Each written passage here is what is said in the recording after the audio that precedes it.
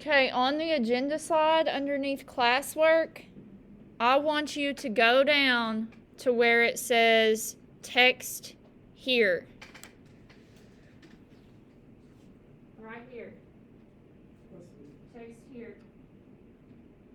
This just allows you to open up what we just went through, but to where you can control it yourself, because we're about to do an activity with that story. So text here, it pulls up that presentation. Go ahead and skip through the historical fiction part and get to the beginning of the story, the Tano story.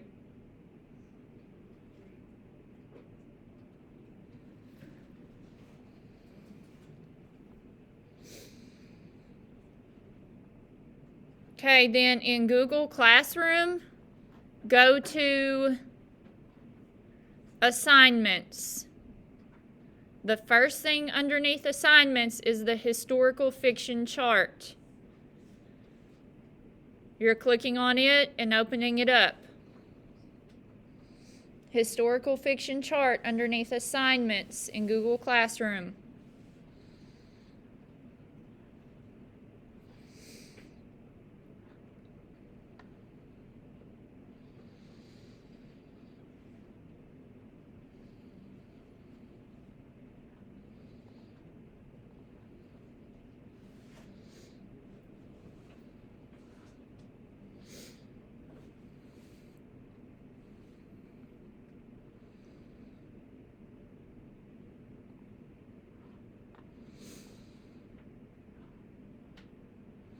Okay, so what is the title of the story that we just read?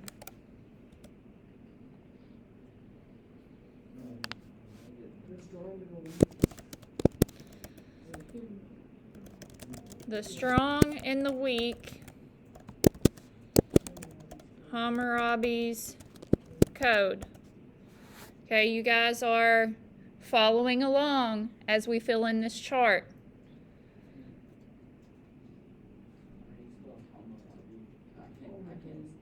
You should have the story pulled up. Oh, yeah.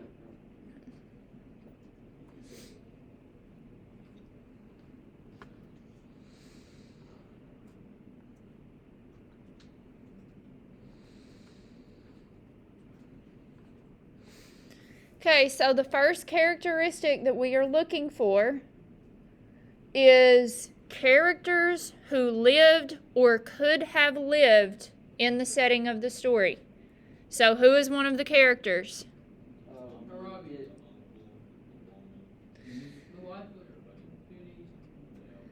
Okay, so on what page is the wife of Hoodoo Libby first mentioned? Okay, if you look down at the bottom, there's page 8 and page 9 on the first slide. Okay, if you go to the next slide, there's page 10 and page 11. So, it looks like it would be page 9 because she enters the shop right here on page 9. She just doesn't reveal her name until page 10. Okay, so let's go ahead and say page 10 because that's when she says her name for the first time. So beside page, type 10.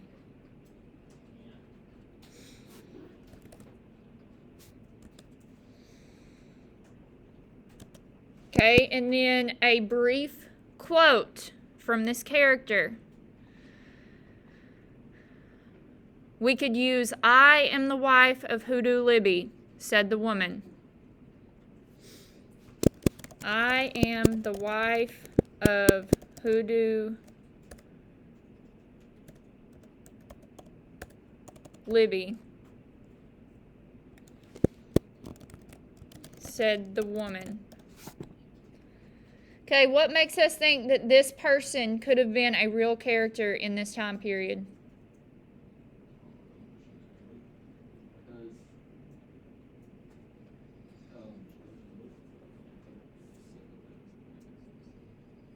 What about her name? She doesn't Okay. Do we use that type of naming technique today? No. Okay, so this character could have existed during this time period. Her name lets us know that. Jackson? Does she not have like a birth name?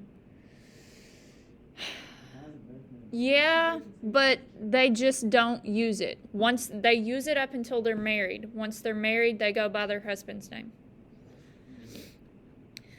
Okay, who else is a character that we think could have lived in this time period? Okay, Ditanu. Okay, so Ditanu is on the very first page, page 8. Okay, so we're going to type 8.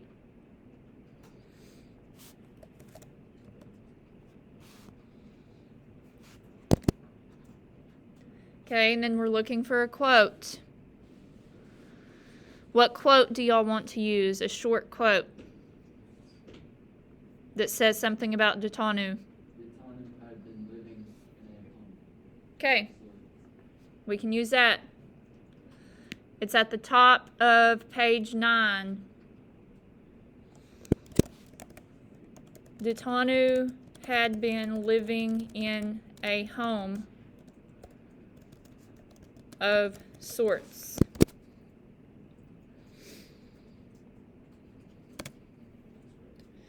Okay, what makes us think that Ditanu could have really lived during this time period and in this place? Because his uncle was mean and stuff and made him live on the street. Okay, Probably not what happened now. That's not gonna happen in there. Please say there's a child on the street. yes, you're correct. Okay, so today, if someone that's underage is kicked out of their home and they have no guardian to care for them, the state, DHS, Department of Human Services, and the police will come and pick that kid up and put them in a home until they can figure out what's going on. Okay, that is the responsibility of the state. So, we don't really see this situation as much in present times, like we might have back in 1700 BCE. Okay, obviously the Department of Human Services was not established in 1700 BCE. Okay, also this is not in America. Department of Human Services is an American thing. Okay, I'm not even sure if they have anything like that in Iraq. I'm going to say they probably don't. Okay, so we know that this situation could have happened in Iraq, okay, because of the difference between Dutanu's situation and how it would be now in our society. Okay, one more character. Okay, Lamusa. Okay, on page 9, in the second paragraph, Lamusa was happy to no longer have to feed or clothe the boy. So, page 9.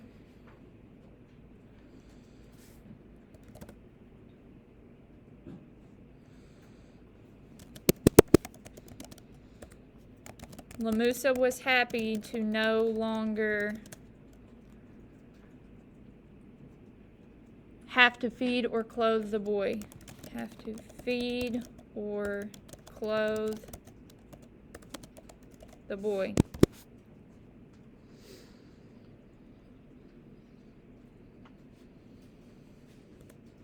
Okay, what makes us think that Lamusa could have possibly lived in this time period and in this place? Say that again. Okay, he couldn't read. Okay, normally people in this time period, by the time they're an adult, know how to read. Okay, some don't, but that's pretty uncommon. So yes, good point, Camille.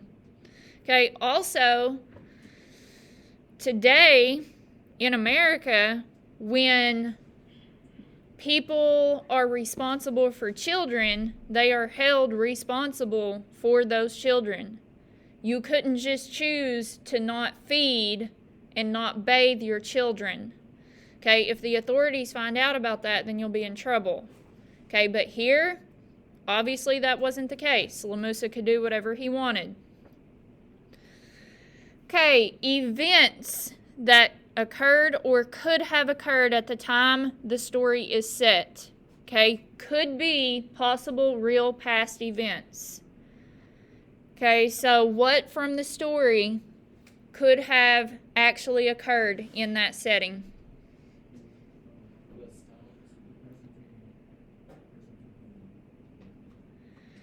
Okay, so the stones. Do we chisel laws into stones using pictures and images today in America? No. Okay, but they did here because they did not have an alphabet yet, and the stone was the only place that they had to write. Okay, so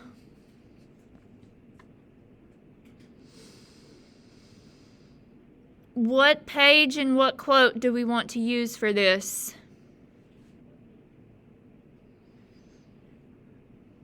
The one where the woman pointed at the thing and The one where the woman pointed at what? the stone on the rules and then said, so the wood stone where and read it.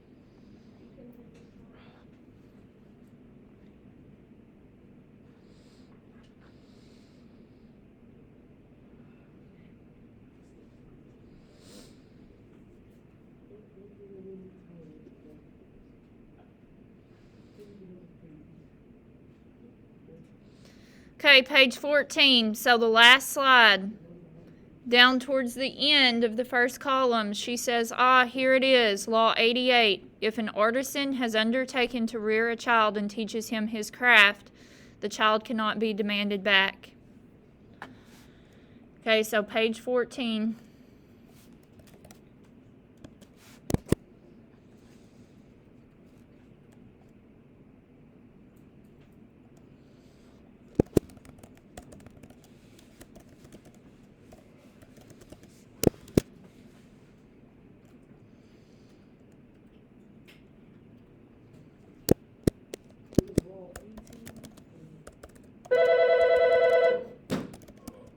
Y'all need to finish this quote.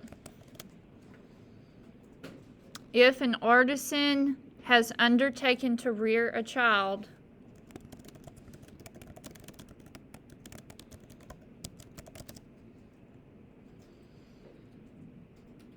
and teaches him his craft,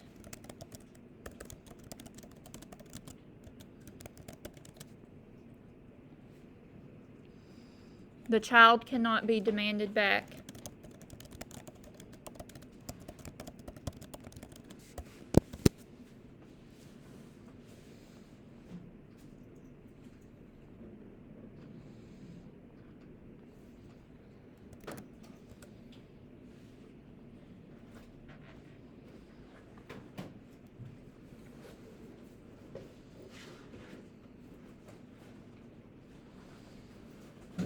Okay, once you have this quote typed, you can go ahead and put your Chromebooks away.